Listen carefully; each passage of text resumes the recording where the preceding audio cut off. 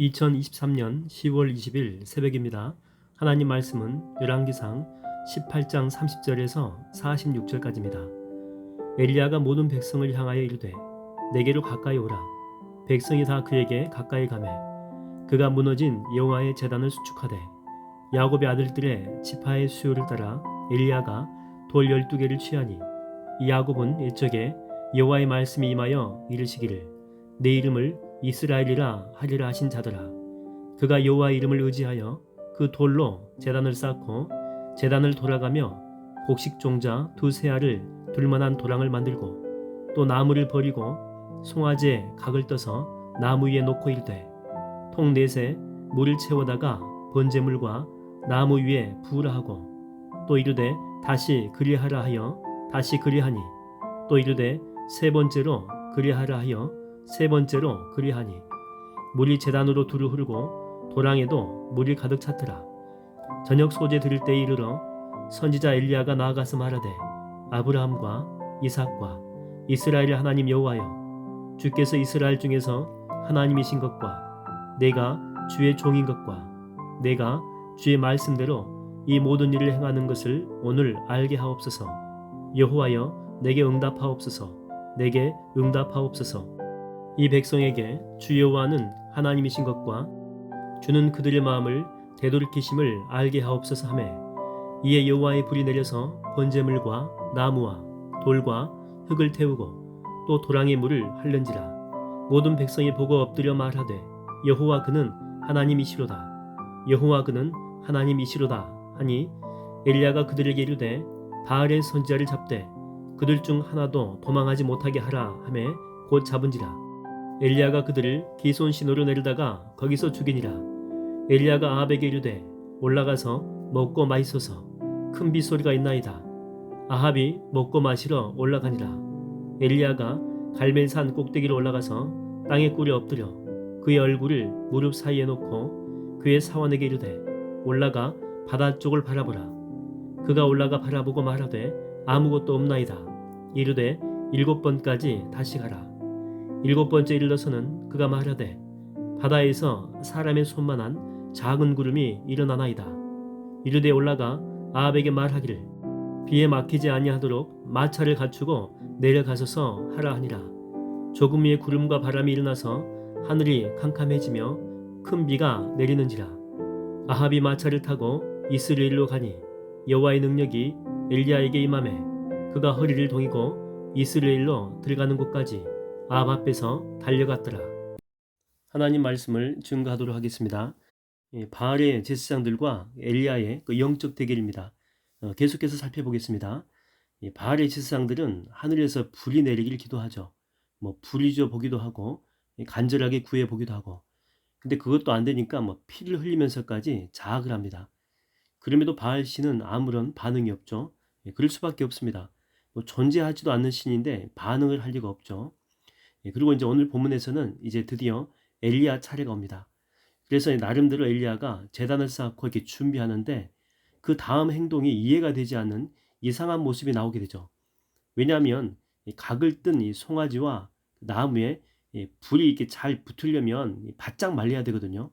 근데 물통 4개를 가져다가 번제물과 나무에 이렇게 부으라고 합니다. 그것도 3번이나 이렇게 반복하는 그런 모습이죠. 그러니까 물로 흠뻑 적셔진 나무와 이렇게 번제물입니다. 이런 상태에서는 간혹 하늘에서 이렇게 불이 떨어진다라고 해도 불이 붙을 리가 없겠죠. 그냥 피식하고 꺼지고 만다라고 하는 것입니다. 오히려 이렇게 재물에 습기가 있다면 드라이기 가져다가 말려야 정상 아닙니까? 근데 전혀 상식적이지 않은 그런 행동을 하고 있다라고 하는 것입니다. 근데 결론은 우리가 알다시피 하늘에서 이렇게 불이 내려왔는데 그 불이 얼마나 강력했으면 이 번제물과 나무뿐만 아니라 흙까지 다 태웠다라고 나옵니다. 그리고 이 도랑의 물까지 이 불로 덮어버렸다 이렇게 나오죠. 그러니까 인간이 상상도 못할 강력한 불이 하늘에서 임한 것입니다. 간혹 이 사람 가운데 보면 이런 말을 하는 사람이 있죠. 난공불락 같은 그런 일들을 만나거나 힘든 일이 있으면 그러니까 너무나도 힘든 일을 만난 거죠. 그러면 이거는 하나님도 안 돼. 하나님도 불가능해. 이런 말을 할 때가 있다라고 하는 거죠. 지금 엘리야가 처한 상황이 객관적으로 볼 때에 정말 그런 상황 아닙니까? 갑자기 하늘에서 이렇게 불이 내려온다라고 하는 것도 믿기 어려운 일이고 또 행여 이 불이 임한다라고 해도 이 도랑에 물이 넘칠 정도로 제단 주변이 물로 흥건하게 적셔졌다라고 하는 거죠. 그래서 이렇게 불이 붙을 리가 없다라고 하는 것입니다. 이건 누가 봐도 하나님도 안 된다라고 하는 것입니다. 물이라고 하는 커다란 걸림돌이 딱 버티고 있는 그런 모습이죠. 우리 인생 가운데도 이렇게 보게 되면 꼭 보면 안 되는 사람은 안 되는 이유를 찾아가지고 내가 안 되는 이유는 하면서 합리화하는 그런 모습이 있습니다. 그런데 이 되는 사람은 안 되는 환경을 만나도 그걸 극복하고 또 열심히 또 구하고 결국에는 어떤 출입구 또 해답을 찾아가는 그런 사람이 있다라고 하는 거죠. 빅터 프랭클 혹은 닥터 프랭클이라고 하죠. 지난번에 한번 말씀드렸습니다. 아우슈비츠 감옥에서 살아서 나온 분이잖아요.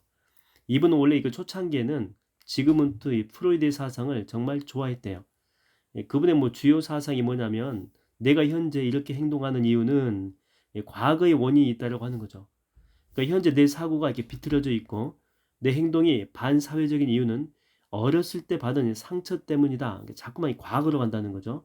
그래서 이 과거의 그 시점으로 가서 치유하면 된다는 식인데 이거는 자꾸만 환자를 이렇게 과거로 이렇게 회귀시킨다라고 하는 것입니다.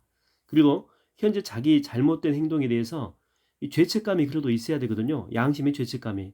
근데 이 과거 때문이라고 하는 그 합리화 속에 자기 자신을 숨긴다라고 하는 것입니다. 그러다가 나중에 이분이 이제 아들러를 만납니다. 이 아들러는 이 프로이드와 이 반대 개념에 서 있습니다. 그러니까 이제는 더 이상 당신의 행동을 합리화하기 위해서 이 과거를 그만 이게 들추라고 하는 것입니다. 그러면서 이제 시각을 이제 미래로 향하게 하죠. 미래로.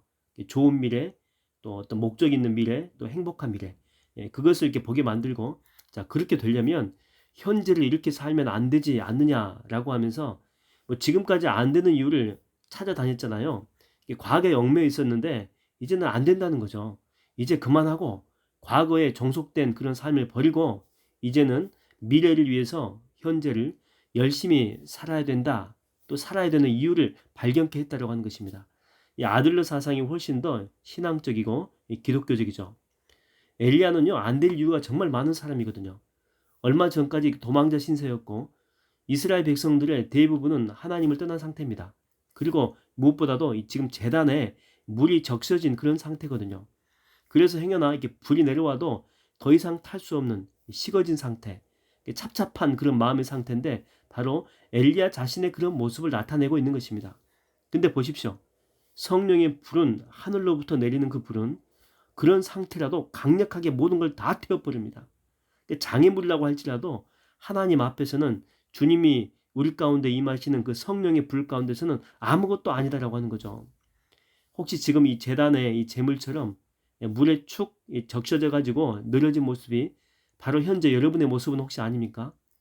몸도 마음도 연약해지고 병들어서 그걸 핑계 삼아 가지고 아무것도 하지 않는, 그래서 미래에 아무런 소망도 희망도 보이지 않아 가지고 찬물을 지금 끼얹고 있는 그런 모습, 아니면 혹시 여러분의 사업장의 모습 아닙니까? 이 코로나라고 하는 물에 한번 휩쓸고 가고 또 이자율이 막 높아졌잖아요. 그런 물이 또 한번 휩쓸고 가고 또 경기 침체가 요즘도 계속되고 있습니다. 그런 물이 이렇게 세 번 연달아 끼얹혀진 그런 상황 아닙니까?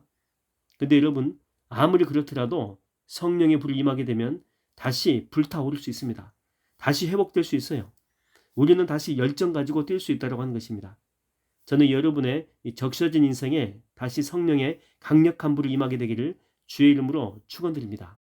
이렇게 하나님의 그 강력한 불을 경험한 후에 이제는 또 장소가 바뀌죠. 비가 내리기 위해서 이제 기도합니다. 갈멜산이 꼭대기에서 이제 지중해를 바라보면서 기도를 하는데 몇 번 합니까? 사환을 구름 확인시키는데 이게 7번 이렇게 보내는 거 보니까 그 엘리야도 7번 연속해서 반복적으로 기도를 했다고 하는 거죠. 여러분, 아무리 위대한 선지자라고 해도 한 번 기도해서 응답된 것 아닙니다.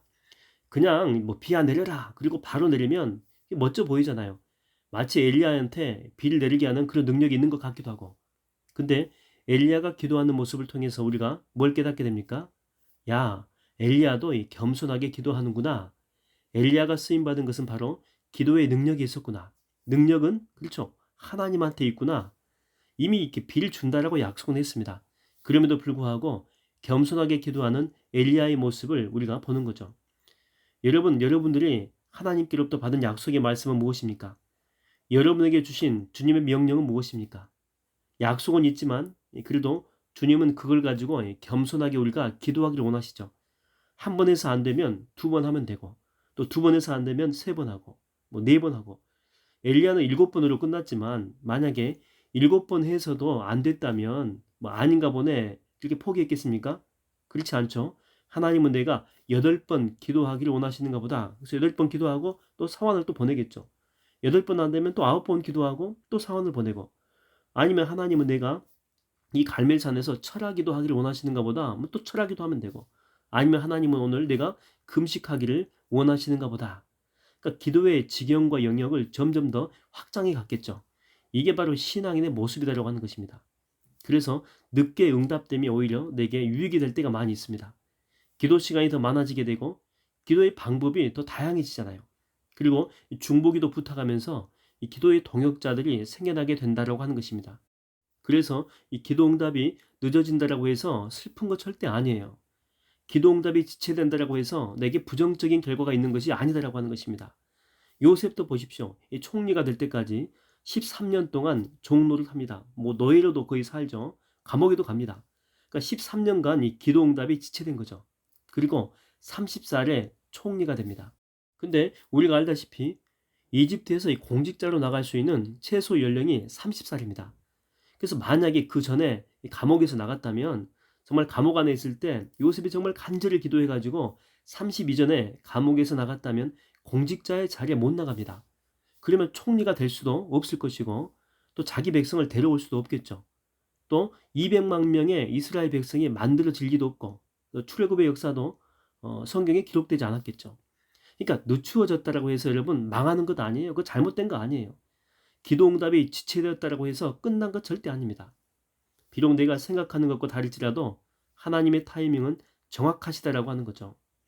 모든 것을 합력해서 선을 이루시는 주님을 여러분 믿으십니까? 하나님은 한 번도 우리를 실망시킨 적이 절대 없으십니다. 오늘 또 그 주님을 붙들고 포기하지 않는 믿음의 기도로 선한 열매 맺는 하루가 되기를 주의 이름으로 축원드립니다.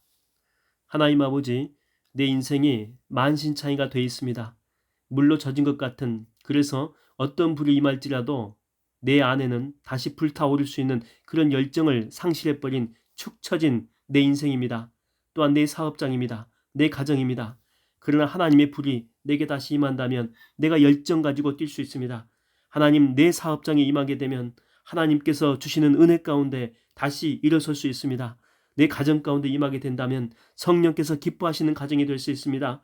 하나님, 성령의 불로 오늘 또 내 가정 가운데, 내 삶 가운데, 내 인생 가운데 임하여 주시옵소서. 그리고 내가 기도했을 때에 지금까지 응답이 안 됐다라고 해서 포기하지 않게 하여 주시옵시고, 엘리야가 기도했던 것처럼 하나님 계속해서 반복적으로 기도의 영역을 바꿔가며 또한 기도의 지경을 넓혀가며 기도할 때에 성령 하나님의 강력한 임재가 우리 가운데 있게 될 줄로 믿습니다. 오늘 또 그런 주님 붙들고 승리하는 하루가 되게 인도하여 주시옵소서. 예수님의 이름으로 기도하옵나이다. 아멘.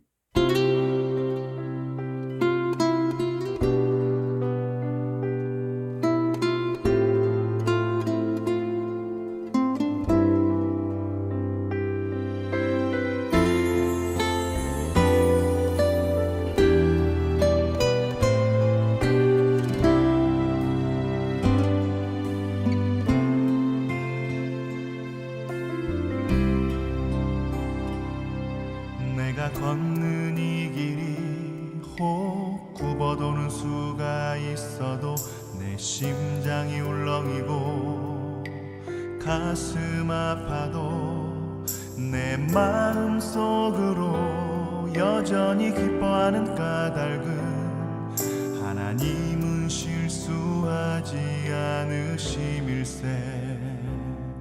내가 세운 계획이 혹 빗나갈지 모르며 나의 희망 덧없이 쓰러질 수 있지만 나 여전히 인도하시는 주님을 신뢰하는 까닭은 주께서 내가 가야 할 길을 잘 아심일세.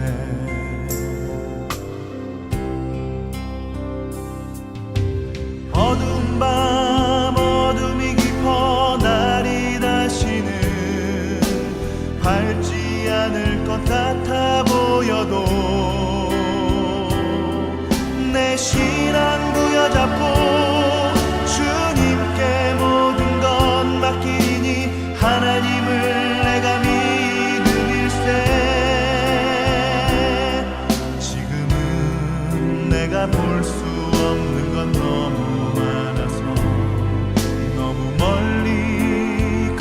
가물가물 어른거려도 운명이여라.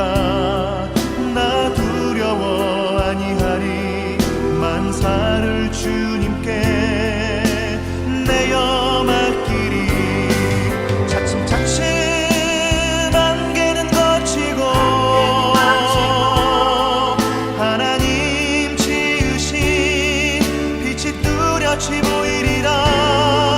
가는 길이 온통 어둡게만 보여도 하나님은 실수하지 않으신다네.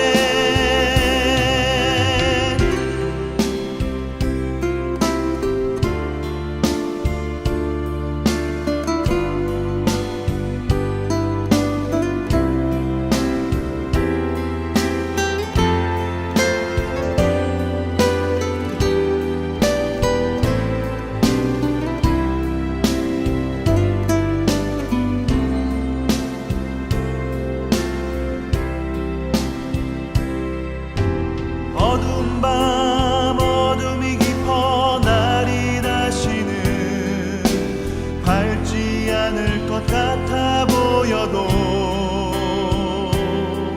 내 신앙 부여잡고 주님께 모든 것 맡기니 하나님을 내가 믿음일세. 지금은 내가 볼 수 없는 건 너무 많아서 너무 멀리 가물가물 어른거려도 운명이여라. 나 두려워 아니하리. 만사를 주님께 내어 맡기리. 차츰차츰 안개는 거치고 하나님 지으신 빛이 뚜렷이 보이리라. 가는 길이 온통 어둡게만 보여도 하나님은 실수하지 않으신다네. 가는 길이 온통 어둡게만 보여도 하나님은 실수하지 않으신다네. 하나님은 실수하지 않으신